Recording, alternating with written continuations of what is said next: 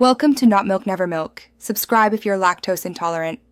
You start by validating basics so updates don't break your system. Create a restore point now, because once drivers change, you may need to roll back. Open Device Manager by pressing the Windows key, typing Device Manager, and pressing Enter. Scan the list for devices marked with a yellow warning or obvious old hardware names. These are the ones to target. Once identified, right-click the device to reveal the Update Driver option and be ready to choose automatic versus manual installation.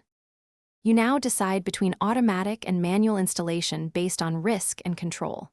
First, choose Update Driver and select Search automatically. Windows will check Windows Update and Microsoft's catalog.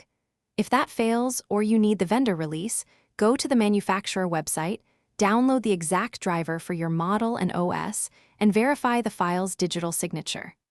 Once downloaded, pick Browse My Computer for drivers and point to the extracted folder. This ensures the correct INF, and you finish by rebooting and confirming the device works. Many drivers require a restart to initialize properly. If the new driver causes instability or regressions, open Device Manager, right-click the device, choose Properties Right Arrow Driver, Right Arrow Rollback Driver to revert to the prior version. Make sure to test typical workloads after rolling back. If problems persist, examine Event Viewer for driver or system errors, and contact the hardware vendor with model and driver version information so they can advise further.